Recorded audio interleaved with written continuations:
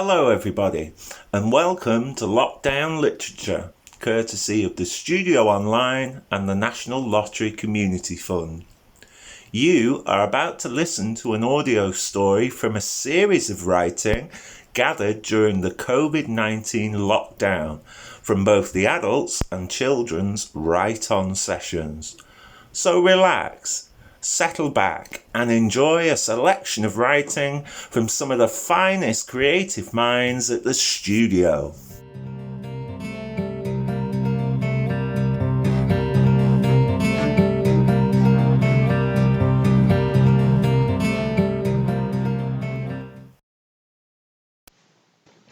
The Last Unicorn by Paula Page. Unicorn. Nobody knew where Blue came from.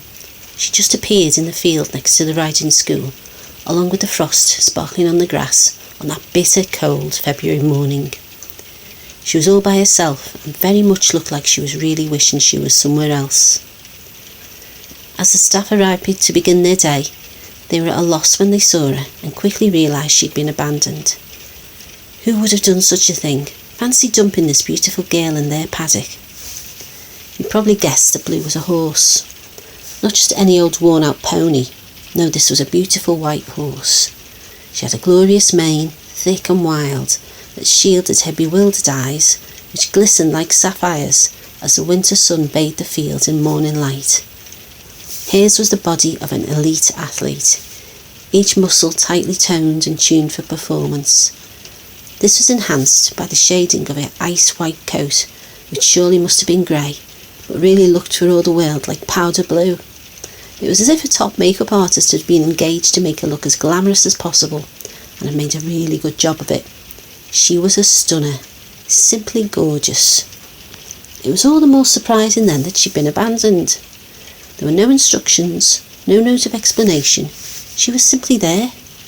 Bemused as they were by this gift horse, the riding school staff had no option other than to take her in and give her a name, and they called her Blue.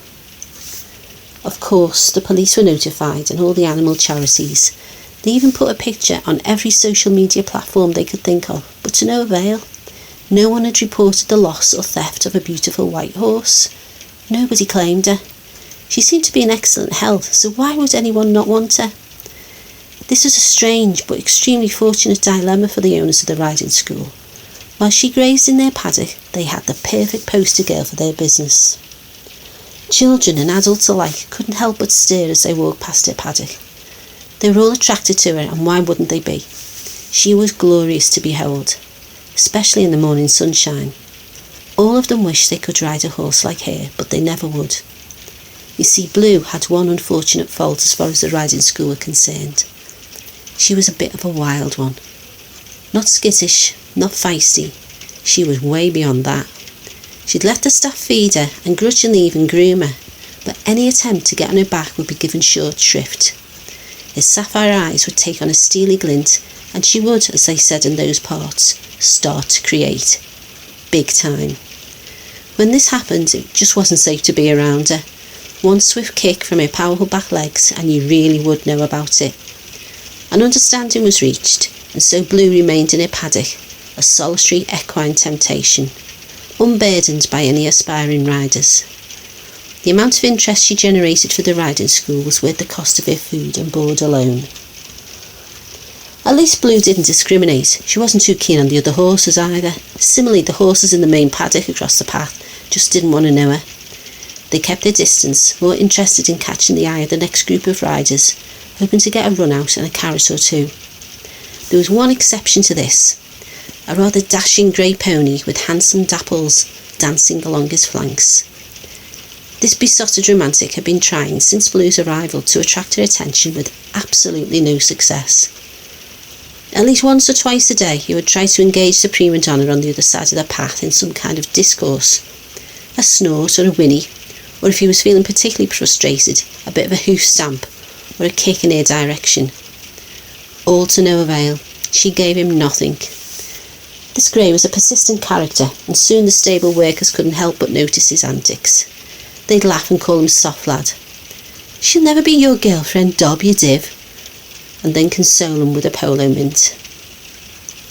Horses talk to each other. Why wouldn't they? Do you really think humans are the only creatures capable of communicating with one another? How typically arrogant of your species to believe that. Of course animals talk to each other. They're just much more selective about to who. Every night since Blue's mysterious arrival, the lower paddock had been awash with gossip. Who is she? They continually speculate. The state of her with a big mad wig. Wouldn't be seen dead with a skanky mane like that. Sadly, jealousy is not an emotion confined to humanity alone. None of the other horses wanted to make friends with Blue. They didn't like how this stranger had disrupted their routine. This glamorous interloper had effortlessly stolen the attention away from them, and this was unforgivable.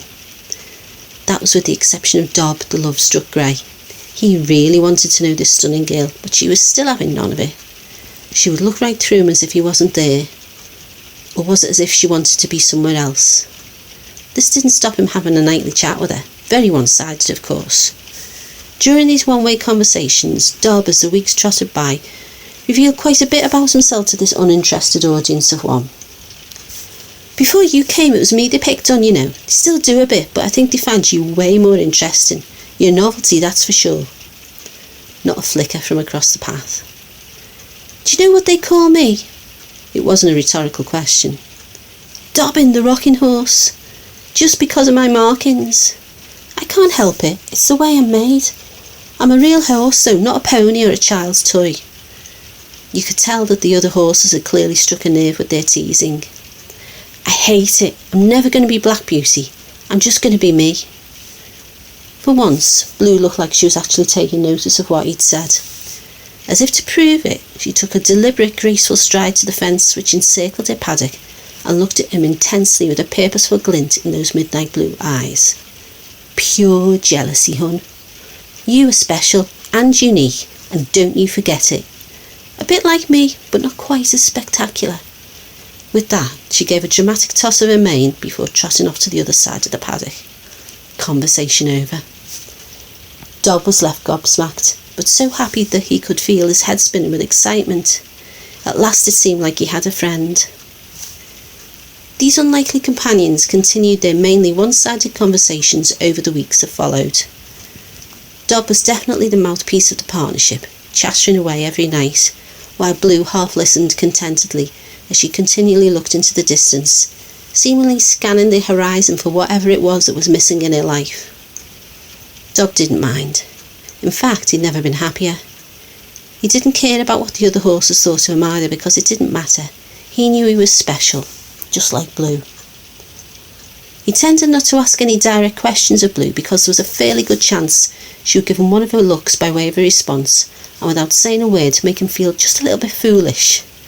But on a warm summer evening, around the middle of May, he just couldn't stop himself. Blue, what's that in your mane? It looks for all the world like colours, almost like a rainbow. Blue did something Dob had never seen her do before. She smiled at him with her mesmerising eyes, and she knew immediately that this smile came straight from her heart. You've noticed it then. If it looks like a rainbow, then it must be a rainbow, mustn't it, Sconhead? This was said in a kindly way. She wasn't mocking him like the other horses would have done. Have you not clocked me tail too? He hadn't. He looked and was amazed to see ribbons of colour shimmering and dancing through her very long tail as the moon began to rise in the summertime sky. I have a secret, she said dramatically. No kidding. Who did that to you and why did you let them? This was a very brave outburst from Dob, knowing Blue's temperament, but he was confident enough in their friendship that he could risk it. Blue got as close as she could to Dob from her side of the path, and she said very deliberately, I'm not a horse. Have you ever seen a horse laugh? You have, but it's unlikely that you've realised. It's that thing they do with their lips when they shake their heads, or sometimes if they're particularly tickled, they will roll over on their backs and wave their legs in the air. A lip rippler is the technical term for it. Dob rippled his lips almost loud enough to wake like the sleeping humans snoring in their beds in the houses that bordered the country park. Okay, so what are you then, a giraffe? More ripples followed, but Blue wasn't joining in. I'm a unicorn. the last unicorn on this island. This stopped the ripples. Dob knew quite well what a unicorn was. Many of the little girls who came to ride would pretend he was one as they trotted excitedly along the bridle path securely on his back, usually wearing either a unicorn top or at the very least a backpack bearing a unicorn's image. Invariably the colour pink would be involved. It wasn't great, but it was certainly far preferable to being called My Little Pony. Dob's knowledge of the species was limited, but rainbow mane or not, he knew there was a vital element missing. I'm not being rude, I'm really not, Blue, but I've got to ask, what about the horn? Blue smirked with mock indignation. I don't show what I've got to everyone, you know, but I like you, soft lad. Hold on to your fetlocks. She shook her mane, almost it seemed in slow motion, like an equine supermodel and the diva that she was. The thick rainbow curtain parted with perfect choreography to reveal a glittering, spectacular horn. It wasn't enormous by any standards, but it was perfectly in proportion. Dob was astonished, but certainly not speechless. How have you been able to keep that hidden? If you're magic, why are you stuck here in this paddock? He couldn't contain himself, the questions kept coming out, but then his voice faltered as he realised. You're too special, Blue. You can't stick around looking like this. You're leaving me, aren't you? It was Blue's turn to ripple her lips. Have they been feeding you Haribo today? Why don't you just hold your horses and I'll explain everything. Not everyone can see my special qualities unless I wish them to, or unless they are really special, like you. Dob suddenly felt rather warm. Yes, horses can blush too. The humans just see I'm a gorgeous white horse, but I am a unicorn, make no mistake. Blue went on to explain a mysterious arrival at the stables all those months ago. My clan has lived here for thousands of years, but we were getting fed up of them, the people.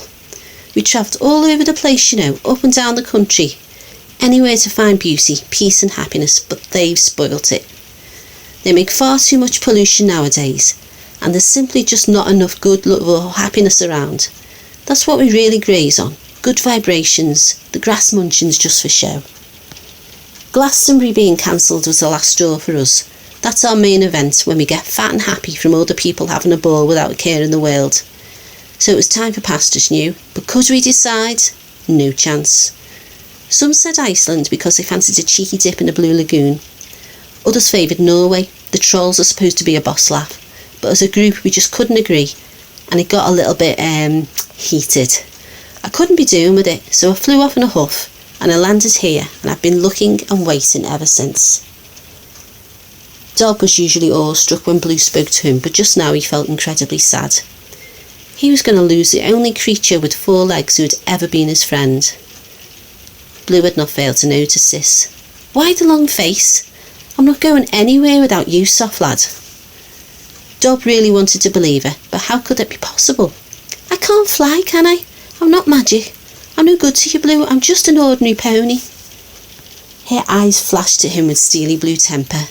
Don't you ever think like that. You are in no way ordinary.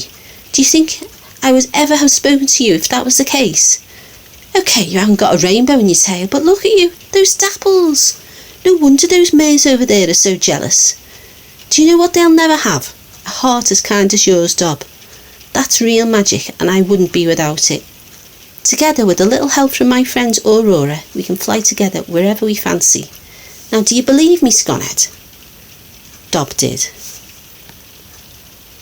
Meteorologists confirmed a rare phenomenon in the skies over Liverpool that night. There had been multiple sightings of the Aurora Borealis, or Northern Lights. It was rare, but not unheard of if the conditions were right.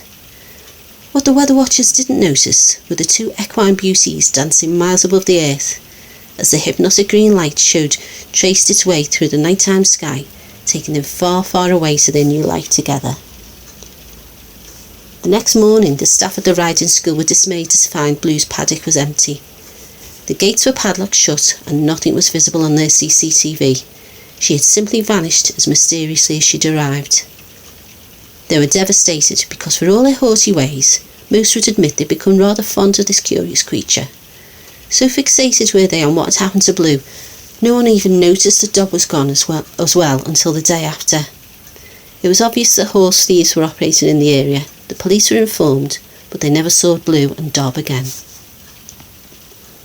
Although Iceland is undoubtedly scenic and the Blue Lagoon was a tempting prospect, it was simply not tempting enough.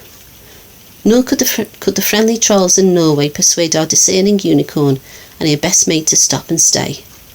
They wanted to be somewhere decidedly warmer.